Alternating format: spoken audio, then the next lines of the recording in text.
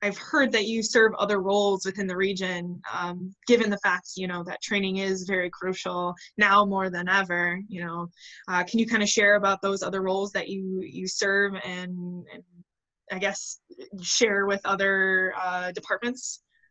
Sure. Well, I'm a member of as far as the police chiefs go and fire chiefs, I'm a member of Oakland County, Southeast Oakland, Southeast Michigan, Michigan and international associations of chiefs of police.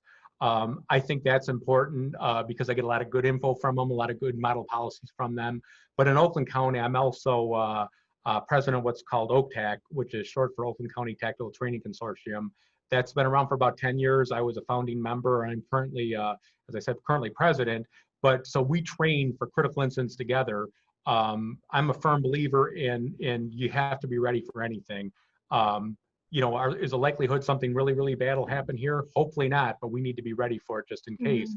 So I'm a firm believer that, if something happens in Oak Park, we're in Oak Park. If something happens in Royal Oak, we're in Royal Oak, vice versa. So we all work together. So we all try to train for major incidents the same. It's the same on the fire side also with automatic aid, mutual aid on the fire side. We have to be really good at, especially at high risk, low frequency events. So we train together. I also, because I'm the president, I have a leadership role. For instance, for some of the protests that have happened recently, we do have an Oakland County mobile field force, which is, for lack of a better term, a riot squad that we have not had to utilize and we don't plan on utilizing, unless things get really out of hand, which I don't see, especially here in Oakland County. But we need to be prepared for it. And quite honestly, a couple of times we've had to talk to some departments that thought they may need something like that, and they didn't. And we talked to them later on, and quite honestly, that would just made the situation worse. So we talk about de-escalation. I think also on a county region, we de-escalate also. I should mention that all 40 law enforcement agencies in Oakland County are members of that consortium. So it's really, really good, and we try to be consistent. Yeah, no, and I think that's important. You touched on a couple points about how,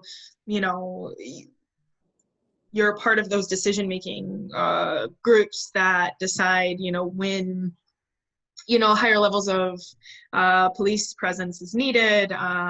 But also, I think it's a critical component, specifically in Berkeley, that, we are essentially part of a larger unit because of our size and the geographic region.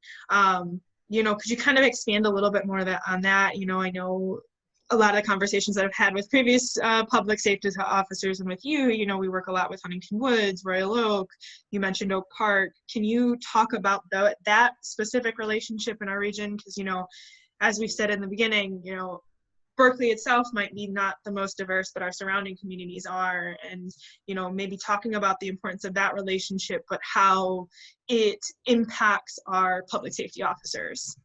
Sure. Well, I think part of that is networking also. If you have a problem, the worst time to try to meet somebody is during that problem. So it's good to know people beforehand. I know Mr. Baumgarten, when I interviewed for this job, he told me they couldn't find anybody that didn't know me to interview me, because you're not supposed to have, know somebody when you're being interviewed. And I was proud of that. I'm pretty well known in Oakland County and in this region. So that's really important to have those relationships. And it goes back with members of the community. It's same thing with other departments, both police and fire.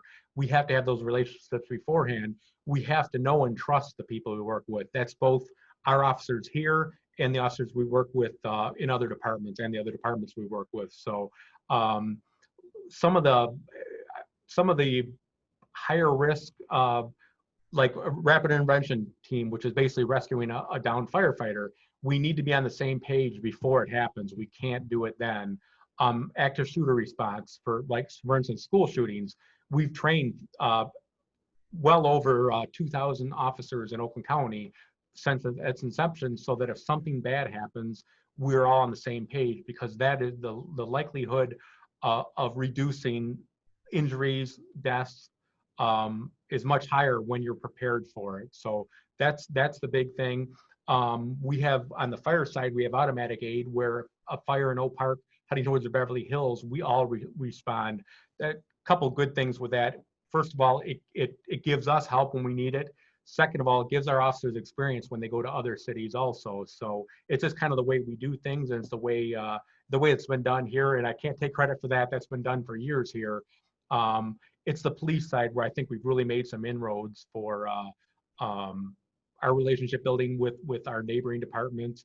We have 2 instructors that are active shooter response instructors, so they actually train Oakland County officers in that discipline.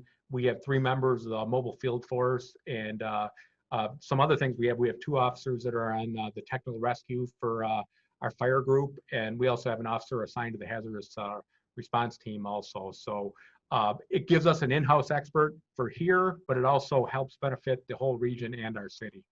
Yeah, certainly. And, I think that's great. Could we kind of dive in a little bit more in terms of experience, in terms of relationship building with the community at large, and how that relates to our police officers? Obviously it might be a unique experience if, not saying this is it could happen, but, on the occasion that it's a non-resident coming into the community and experiencing a relationship with one of our police officer or public safety officers, excuse me, and vice versa. Yeah, I mean, I think it's always good to, if you can, make those relationships beforehand. I'm really big. First of all, when I went to I started in public safety at 18. I went to the police academy at 20, and I was on my own working midnights. I was like 21 in 4 months. So I've evolved. I tell people when I was in the police academy, I was voted most likely to arrest my mother. So I was not like this when I was younger.